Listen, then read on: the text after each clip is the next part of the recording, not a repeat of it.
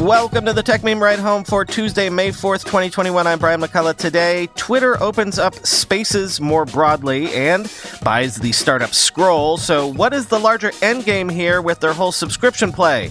Apple benefits from the turmoil in Google's AI team, a breakdown of day one of the Apple Epic Games trial, and how many people still pay a monthly subscription to AOL. Here's what you missed today in the world of tech.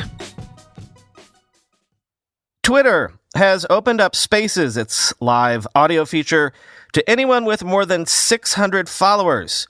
Also, we can now schedule Spaces ahead of time, and you can sign up to get notifications when they happen, which we will make use of as soon as we can. And Twitter has fleshed out more of its plans for things like ticketed Spaces, co-hosting, accessibility, and more. Quoting TechCrunch. Twitter says it decided on the 600-person follower figure as being the minimum to gain access to Twitter Spaces based on its earlier testing. Accounts with 600 or more followers tend to have a, quote, good experience hosting live conversations because they have a larger existing audience who can tune in. However, Twitter says it's still planning to bring Spaces to all users in the future. Twitter Spaces will soon support multiple co-hosts, and creators will be able to better market and even charge for access to their live events on Twitter Spaces. One feature, arriving in the next few weeks, will allow users to schedule and set reminders about Spaces they don't want to miss. This can also help creators who are marketing their event in advance, as part of the RSVP process could involve pushing users to set a reminder about the upcoming show. A limited group of testers will gain access to ticketed Spaces in the coming months. Twitter says, unlike Clubhouse, which is yet to tap into creator revenue streams, Twitter will take a small cut from these ticket sales. However, it notes that the majority of the revenue will go to the creators themselves. Twitter also noted that it's improving its accessibility features, live captions, so they can be paused and customized, and is working to make them even more accurate, end quote.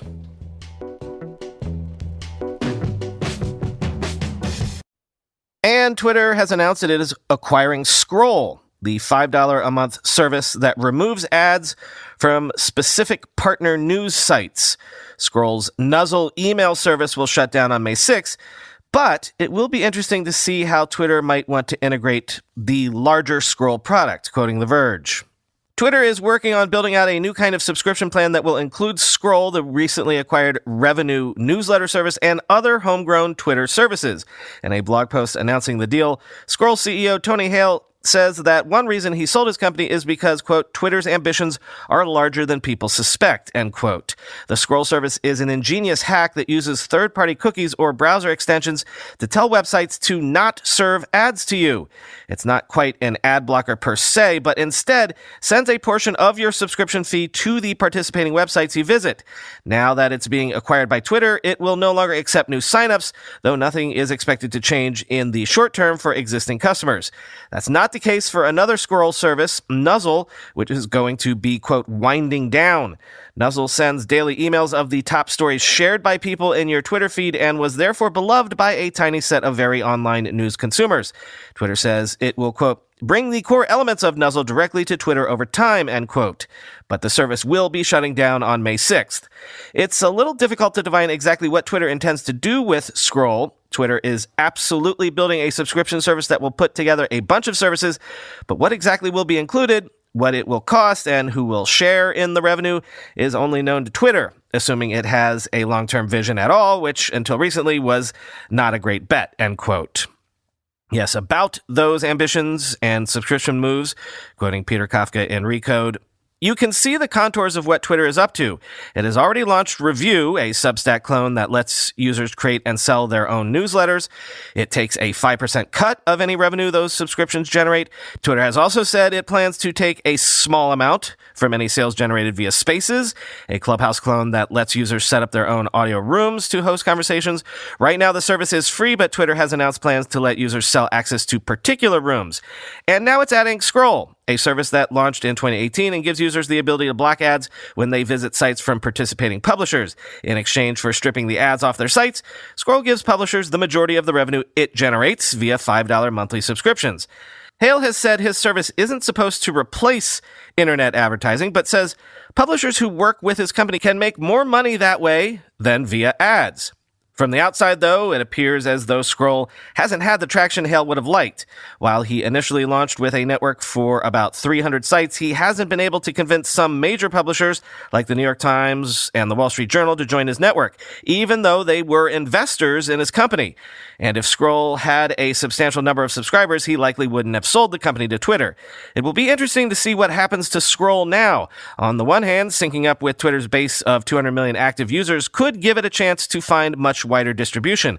On the other hand, I wonder if publishers will be wary of tying up with a big tech platform, given past experiences with the likes of Facebook.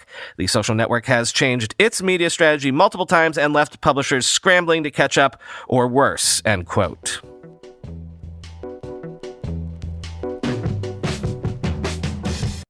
Remember how there was this sort of big shakeout at Google's AI team over various, let's call them political issues recently?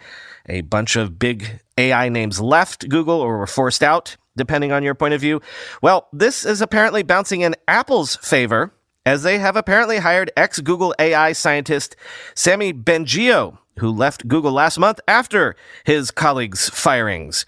Sources say Bengio will lead a new AI unit under John Gianandrea, who himself left Google a couple years ago after spending 8 years there. Quoting Reuters, Bengio, who left Google last week after about 14 years, said last month he was pursuing, quote, other exciting opportunities. His decision followed Google's firings in recent months of fellow scientist Margaret Mitchell after alleging she transferred electronic files out of the company, and Timnit Gebru after she threatened to quit rather than retract a paper. Mitchell and Gebru had co-led a team researching ethics issues in AI and had voiced concern about Google's workplace diversity and approach to reviewing research. Bengio had expressed support for the pair. As one of the early leaders of the Google Brain research team, Bengio advanced the deep learning algorithms that underpin today's AI systems for analyzing images, speech, and other data, end quote.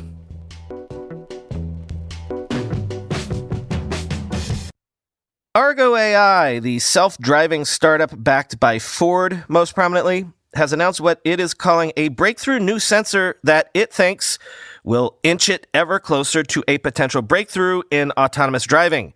Quoting Bloomberg, the Pittsburgh-based company, which plans to go public as soon as this year, unveiled a LiDAR sensor Tuesday capable of, quote, seeing 400 meters or 437 yards down the road with almost photographic detail.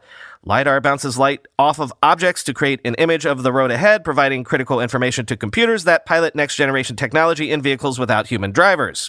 The new sensor will be at the heart of the self-driving system that will debut on Ford's ride-hailing and delivery vehicles next year and on VW models in the middle of the decade. Argo's LiDAR could remove some roadblocks holding back more widespread adoption of driverless technology, in part by improving the visibility of other vehicles in low-light conditions. Quote, it really unlocks our ability to operate safely on highways and to then expand to entire metropolitan areas, Brian Selesky, Argo's chief executive officer and co-founder, said in an interview. Argo is testing its technology in 6 U.S. cities with vehicles that shuttle both cargo and passengers, Selesky said. Quote, we're running multiple shifts in high-demand areas like surface streets and now also highways, end quote. The new LiDAR's range is about 100 meters greater than current technology, which could enable driverless vehicles to travel at speeds of 65 miles per hour or more, said Sam Abdelsamid, principal analyst with researcher Guidehouse Insights, which just rated Argo among the leaders in self-driving development. It gives them potentially a very significant performance advantage over a lot of the competition, said Abdelsamid, who reviewed the specifications of Argo's LiDAR. The level of performance that they're potentially going to be getting from this gives them a lot richer information, end quote. Seeing dark things, such as cars with black paint jobs, also has stymied traditional LiDAR, but Argo's system uses a technology known as Geiger mode, capable of detecting as little as the smallest particle of light, a single photon. The company said that enables its LiDAR to identify dark objects 4 football fields away with near photographic accuracy, end quote.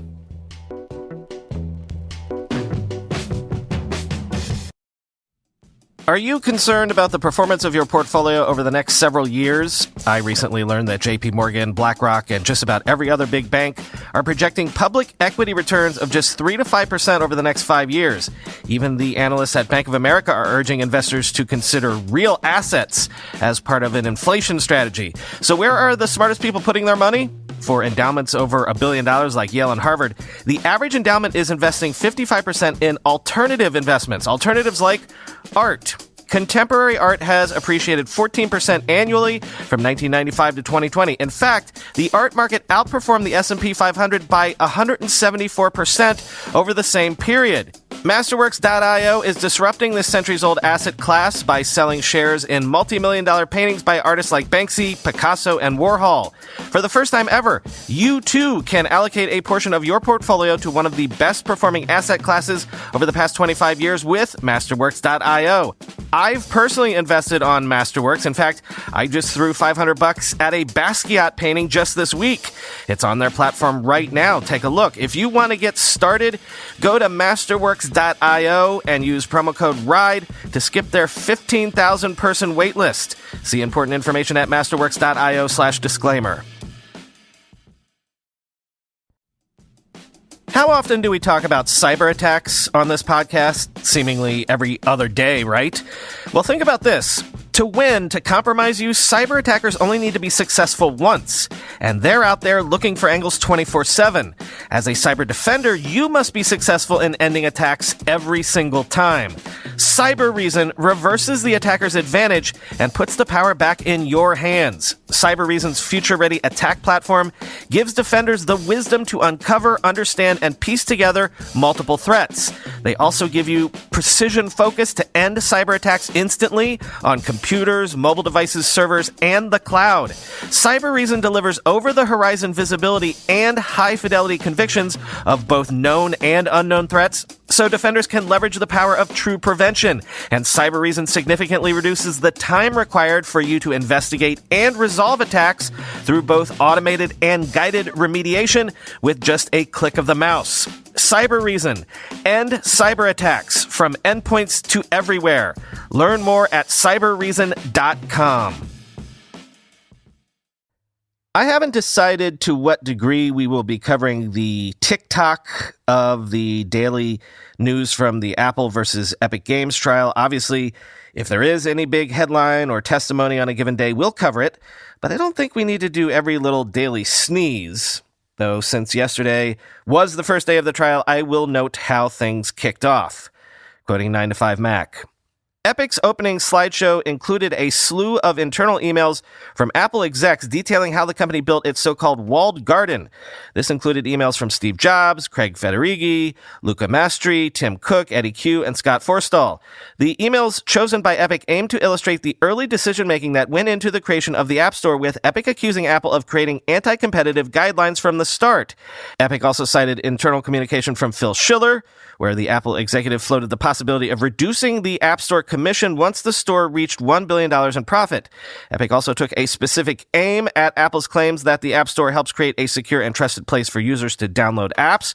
The company pointed to multiple examples of times Apple was internally aware of scam applications on the App Store, including one heated email from Phil Schiller about a Temple Run ripoff, making it to the top of the App Store charts. Epic's argument is that Apple touts its app review process as a key benefit of the App Store ecosystem when, in actuality, the process fails to catch hundreds of thousands of scam and phishing apps each year. The company specifically points to a figure from 2017 when Apple said it removed more than 400,000 apps from the App Store.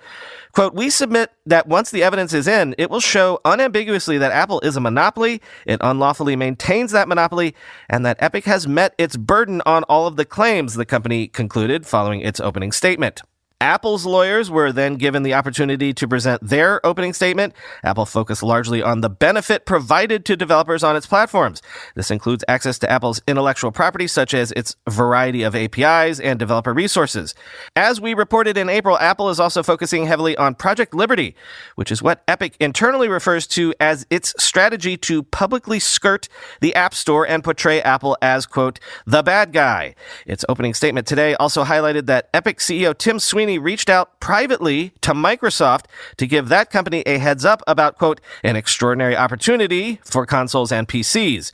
Apple also argued in its opening statements that Epic is arguing that Apple should turn iOS into Android, giving up its own competitive advantage by allowing third-party app stores and payment processing solutions.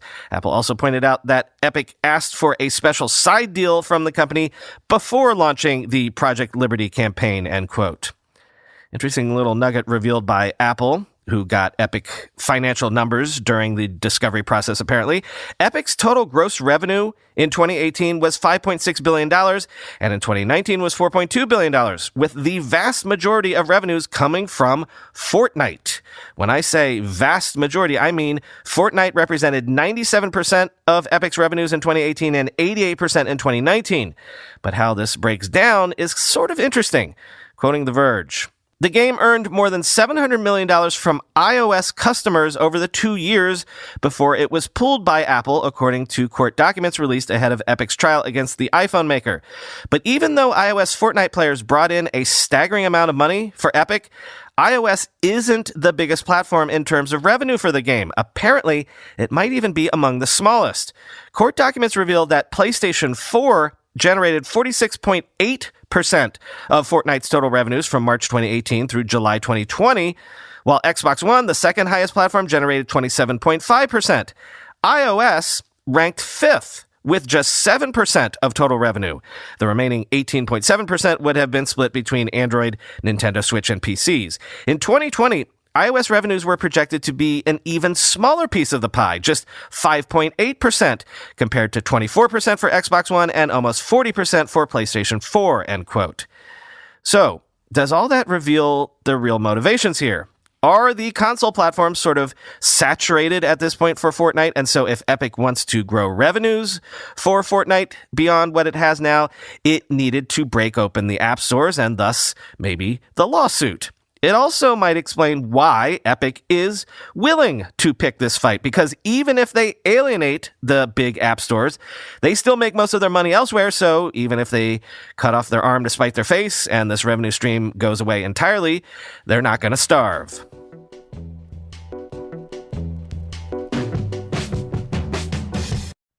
And finally today, the recent news that Oath is going to be sold to a private equity firm has shaken loose another peek into everyone's favorite parlor game question, which is, how many people still pay an AOL subscription?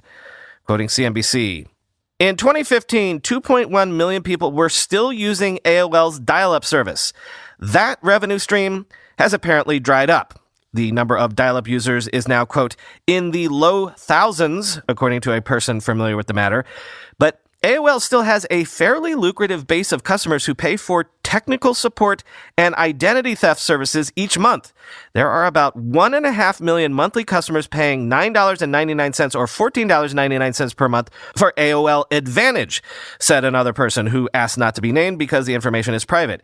If average revenue per user is $10 per month, conservatively, that's $180 million of annual revenue. While AOL has largely faded from popular culture, Yahoo still has about 150 million daily active users and nearly 900 million monthly active users, end quote.